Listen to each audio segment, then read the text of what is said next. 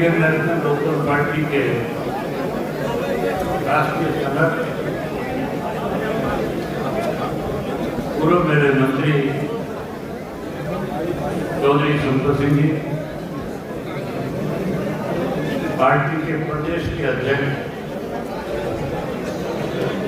चौधरी रामपाल माजरा जी,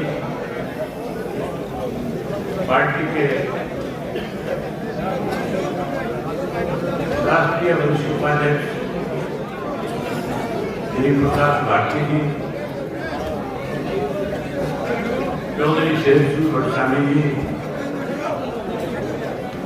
महिला की प्रदेश की संयोजक श्रीमती सुनैना चौटाला जी,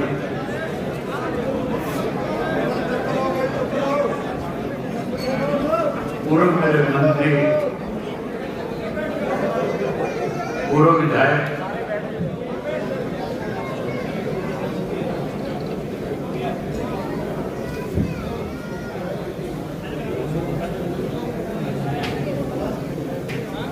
वासुदेव शर्मा जी, पूर्व मेरे विधायक चौधरी भरत सिंह छोकर जी, दवाड़ी से विधायक आदित्य चौटाला जी, मंच में मेरे साथ बैठे हुए पार्टी के राष्ट्रीय प्रदेश और जिला स्तर के सभी नेतागण,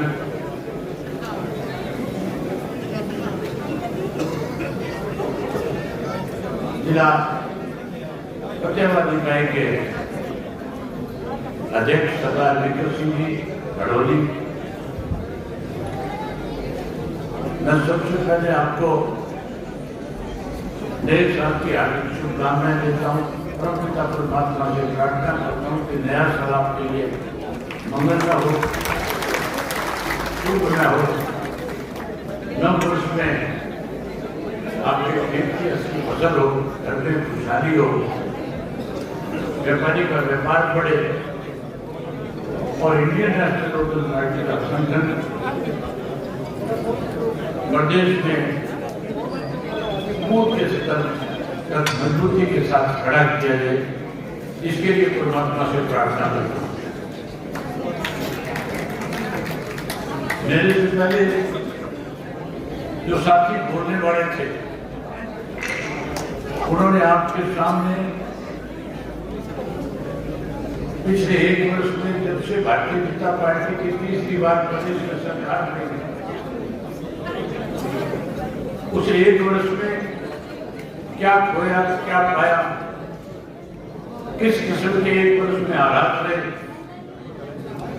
कितना भ्रष्टाचार बढ़ा, कानून व्यवस्था का कैसे दिवाला पिटा, महंगाई बढ़ी, बेरोजगारी बढ़ी, अनेक ऐसे मुद्दे थे जिन पर सब बोलने वाले साथियों ने अपने अपने तरीके से आपके सामने सारी बातें रखी। अगर मैं उन्हीं बातों को दोहराऊंगा तो बहुत समय लगेगा। चौधरी शेरसू जी कह रहे थे कि अनुशासन बहुत जरूरी है। मैं जब आया था तो उस वक्त घड़ी में मैंने समय देखा 3 बज गए थे, 2 बजे का टाइम था। और मैंने आकर के जब पूछा कि कितने वक्त और बाकी है, तो जब मेरे सामने लिस्ट रखी गई तो मैं सोच रहा था बैठा बैठा कि अगर इतने साथी और बोलने वाले अब तक हैं तो दूर दराज से आए हुए लोग हैं जो पार्टी के कार्यकर्ता हैं, पार्टी के पदाधिकारी हैं, उनको जानने में बहुत कठिनाई होगी। और मैं ये भी सोच रहा था कि बहुत सारे साथी बहुत लंबे समय से बैठे हैं, ऊब गए होंगे, परेशान हो गए होंगे। कहीं ऐसा ना हो कि आखिर में इस किस्म के हालात हो जाए कि कुछ खाली ना हो जाए। लेकिन सही मायने में आज आपकी परीक्षा थी। आज जो अनुशासन आपने दिखाया, जिस तरह से पार्टी के प्रति आज आपने अपनी जिम्मेदारी निभाई, मैं उसके लिए आप सबको बहुत बहुत बधाई देता हूं।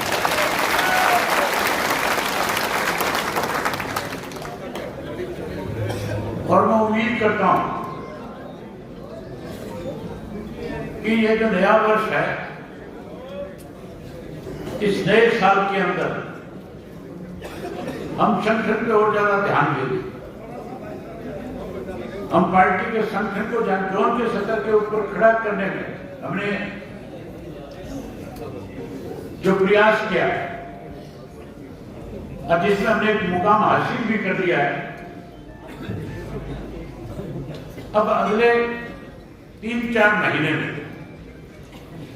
हमें संगठन को हमारे को बूथ के सतर पे ले जाकर के खड़ा करना है। मैं एक उदाहरण आपके सामने देना चाहता हूं। एक कार्यकर्ता है हमारी पार्टी का, जिसको मैं जाति तौर पर नहीं जानता, मुझे टेलीफोन पे उससे संपर्क करने का मौका मिला। मुझे किसी ने बताया था कि एक आपका कार्यकर्ता है जो दिन रात मोटरसाइकिल के ऊपर बैठ करके गांव के अंदर पुराने जो पार्टी के साथी हैं उनसे संपर्क में लगा हुआ है। मैंने पता किया कि ऐसा कौन सा पार्टी का कार्यकर्ता है, कौन पदाधिकारी है जो लगातार अपना घर बार परिवार छोड़ करके लगातार पार्टी के संगठन को मजबूत करने में, पुराने साथियों को फिर से पार्टी के साथ जोड़ने में लगा हुआ है। मैंने उसकी जानकारी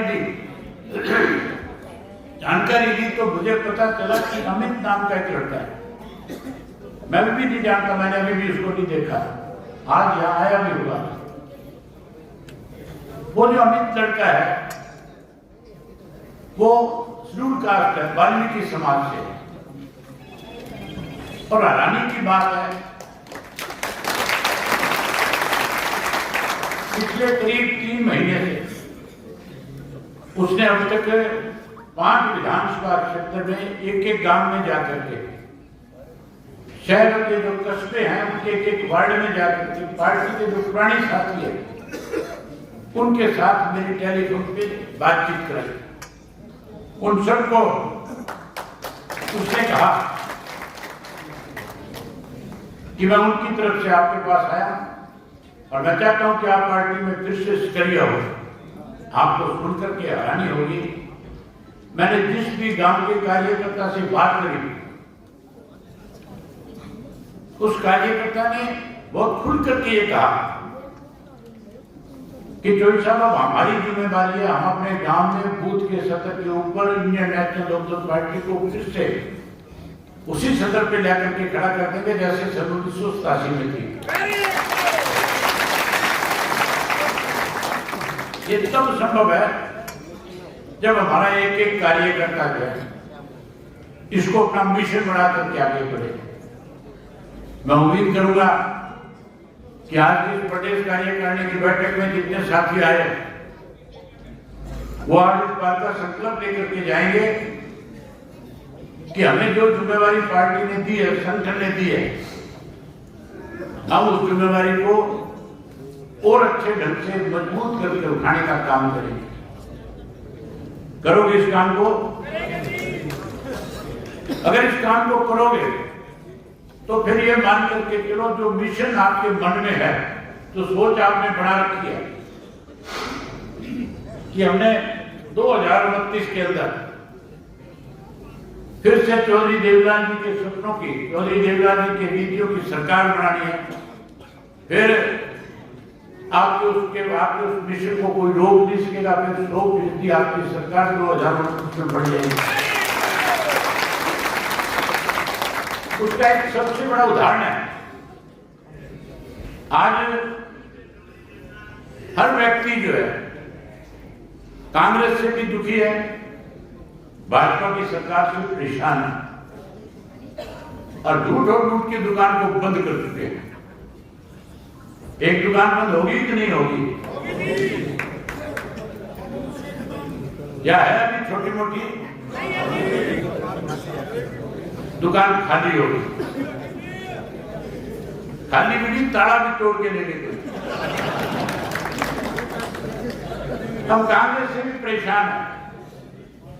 कहीं चले जाओ, 4 लोगों में बैठो, रेलवे स्टेशन पे जाओ, बस अड्डे पे जाओ, हॉस्पिटल में जाओ, कचहरी में जाओ, जहां भी जाते हो, चाहे किसी विवाह समारोह में जाओ, किसी के दुख में शामिल हो, जब बैठते हो और बात करते हो, जब वहां कोई चर्चा राजनीतिक होती है तो लोग बहुत खुल करके कहते हैं कि तीसरी बार की बीजेपी की जो सरकार है ये किसी और की देन नहीं, कांग्रेस पार्टी की देन है, बाप बेटा की देन है।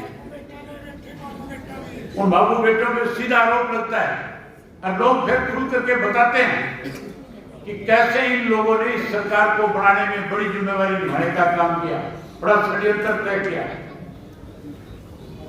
अब वो दिन दूर नहीं है तो षड्यंत्र करने वाले थे जो कहीं मुख्यमंत्री की कुर्सी में बैठ करके आपके नेताओं की जेल के सड़कों के पीछे भेजने के लिए षड्यंत्र कर रहे थे, वो पाप का घड़ा भर चुका है। आपने पिछले दिनों में अखबार में खबर पड़ी होगी, सुना होगा कि सुप्रीम कोर्ट ने भी अब ये कह दिया कि 1 साल में भूपेंद्र सिंह हुड्डा ने जो 1900 एकड़ जमीन का घोटाला किया उसका फैसला सीबीआई की कोर्ट चंडीगढ़ की करके बताई। और साथियों, जो व्यक्ति ये कहते हैं कि मैंने 1 इंच जमीन नहीं की, उसके ऊपर 72,000 एकड़ जमीन का आरोप है जो किसान की मंदे में लेकर के अपने चाहते लोगों को सस्ते में दिलवा करके उनके साथ पार्टनरशिप करके हजारों करोड़ रुपया खाने का काम किया है। अब वो दिन दूर नहीं है, 1 साल में जो फैसला आएगा। चौधरी ओम प्रकाश चौटाला को 10 साल की कैद काट आए थे, ये तो मुझे लगता है दरवाजे तक नहीं पहुंच पाएंगे। जहां कांग्रेस से दुखी है, परेशान है, जहां कांग्रेस की असलियत लोगों के सामने है, वहीं भाजपा का चेहरा भी बेनकाब हो चुका है। मेरे से पहले बताया जा रहा था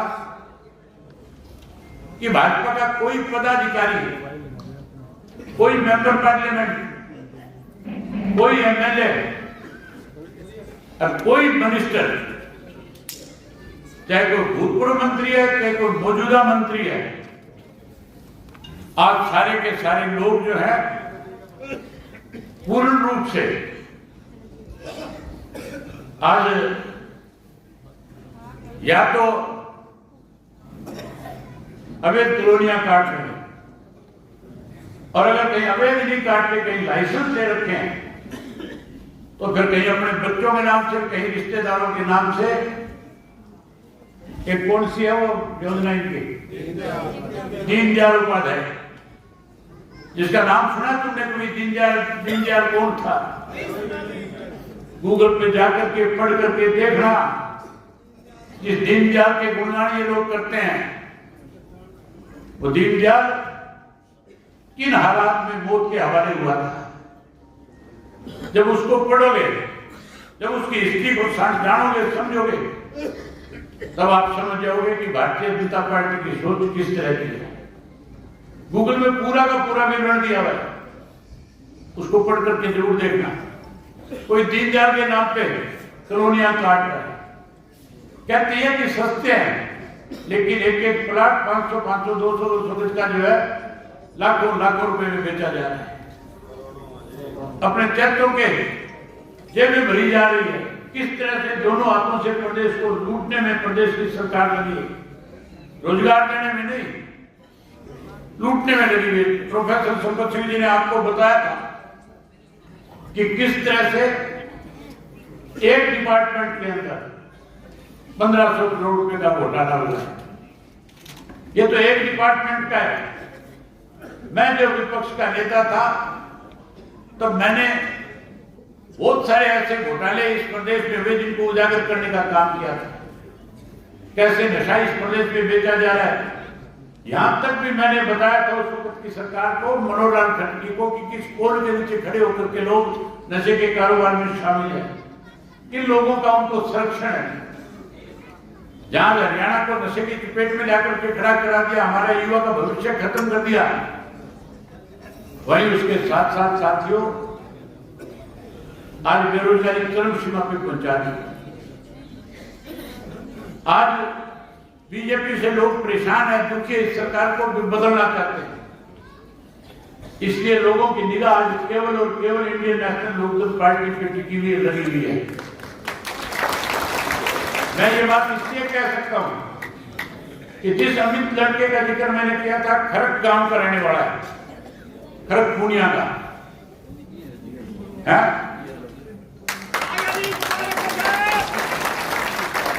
बता दिया मैंने। ये वाल्मीकि समाज से संबंध रखता है। मैंने भी आज पहली दफा शक्ल देखी है और एक दो चार आदमियों से बात नहीं कराता। जिस भी गांव में जाता है 20-30 50 लोगों को इकट्ठा करता है, इकट्ठा करके वीडियो कॉल पे मेरी उनसे राम राम कराता है, मेरी उनसे बात कराता है। और वो लोग खुल करके फिर मुझे आश्वासन देते हैं, आश्वस्त करते हैं कि आपको चिंता करने की जरूरत नहीं, मौका लगे तो आप हमारे गांव में आना, हम आपका स्वागत करेंगे। वहीं आपको विश्वास दिलाते हैं कि हम इंडियन नेशनल लोकदल पार्टी को बहुत ऊंचाइयों पर ले जाने का काम करेंगे। आज हर व्यक्ति की निगाह आपकी पार्टी पे। अगर हमारी पार्टी का कार्यकर्ता, पार्टी का पदाधिकारी समय निकाल करके लोगों के बीच में जाएगा तो फिर 2029 जो है वो आपका होगा, चौधरी देवीलाल के सपनों का होगा। मैं उम्मीद करूंगा कि आप इस काम को आगे बढ़ाएंगे।